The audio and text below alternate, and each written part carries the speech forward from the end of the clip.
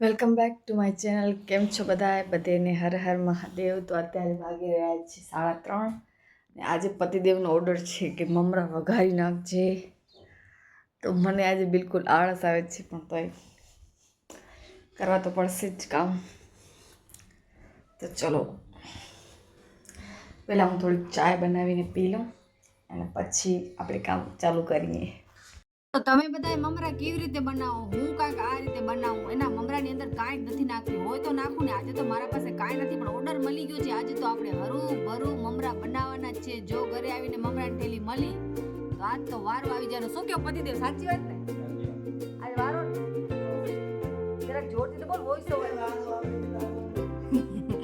આ હું કરું છું, સિંગદાણાને મેં સારી રીતે તરી લીધા છે. પછી જે બેઝિક મસાલાઓ, ધાણા જીરું પાવડર, લાલ મરચું પાવડર, મીઠો, હિંગ અને લીમડો, સરસ રીતે એકદમ ધીમી આંચ ઉપર આપણે આ મમરાને શેકી લેવાના. પછી જો મમરા દિયાના હાથે તમે ખાઓ તો બધું ભૂલી જાઓ. ઘટે બાકી કાંઈ ન ઘટે હો. જિંદગી ઘટી પડે. તમારા કમેન્ટ હોય છે આવા બધા. બસ મેં મમરા વઘારી નાખ્યા છે અને આજે મારો વિચાર હતો કે હું પૌવાનો ચેવડો પણ બનાવું, પણ ખબર નહીં યાર, મને બહુ આળસ આવે નાસ્તા બનાવવાની.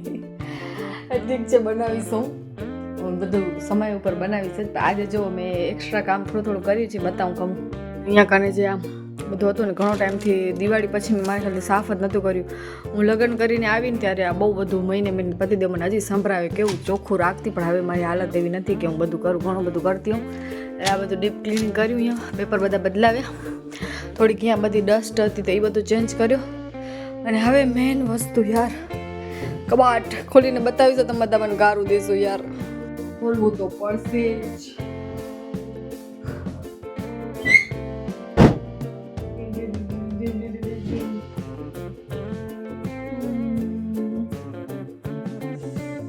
ચાલો બતાવું,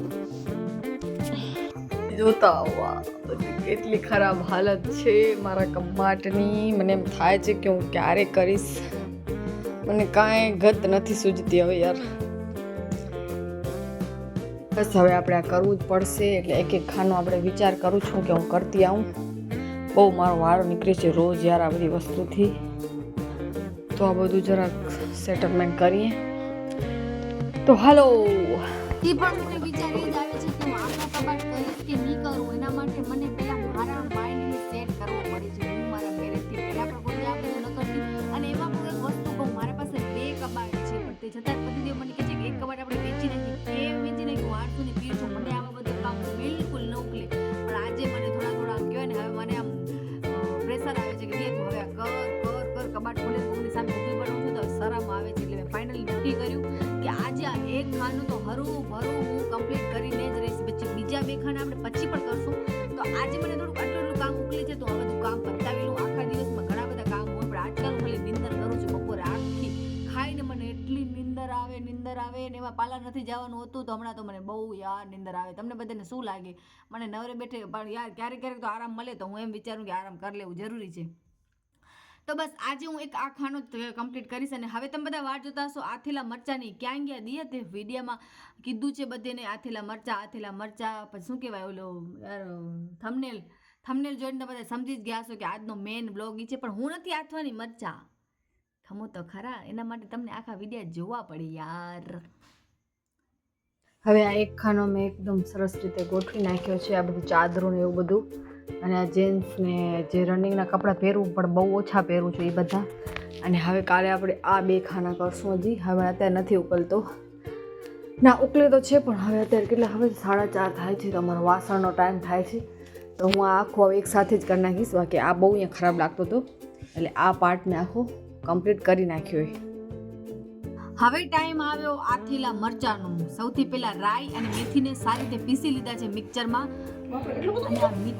મીઠું તો જોઈએ ને, નકા તો પાણી ના મૂકે ને ધોવાઈ જાય. મીઠું ખપે. હા, પણ મીઠો વધારે જ ખપશે. ખારા તો થાય, અને રાઈને એકદમ પીસી કરી અને મીઠું નાખ્યું છે. પછી થોડોક ગોળ, થોડોક લીંબુ, એ બધું એકદમ મિશ્રણ તૈયાર કરી અને પછી એકદમ સારી રીતે આવી રીતે આપણે હાથેથી જો કરી લેવાનો.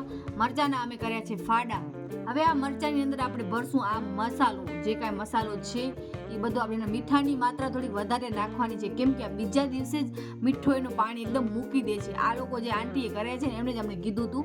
મને તો આ બધું નથી આવડતું, પણ જો તમને એકદમ હજી પણ આના રેસીપી ખબર ન પડતી હોય તો તમે મને કહેજો ને. આ કાંઈક બોલતા પડતા હવે શું બોલતા હતા એ મને ખબર નથી.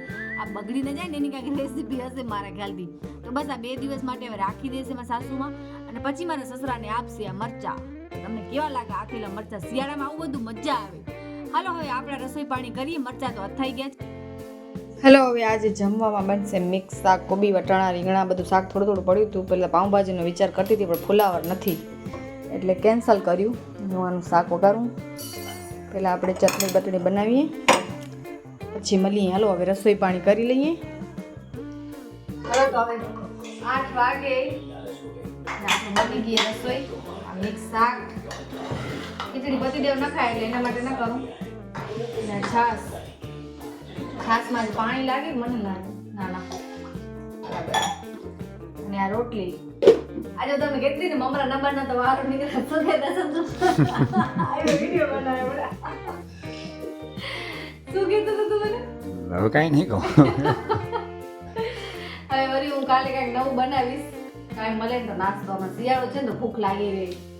તો બસ મને આજે પાઉંભાજીની ઈચ્છા હતી પણ ફુલાવર નથી, તો જલ્દી હું પાઉંભાજી પણ બનાવીશ. તો હલો હવે અમે સાંભળી લેട്ടോ, સાંભળી તો પૂછે તેકલ.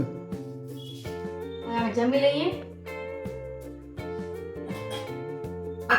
હવે અમે દેરાણી જેઠાણી વાસણ કરશું અને આ મૂવી જોશું અને દર્શન, અને પછી સુઈ જશું તમારા બધેની જેમ.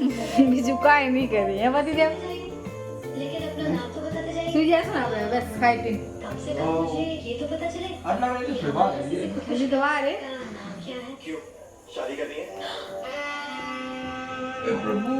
બસ આજનો દિવસ કંઈક આ ટાઈપનો. હવે મળશું નેક્સ્ટ વ્લોગમાં.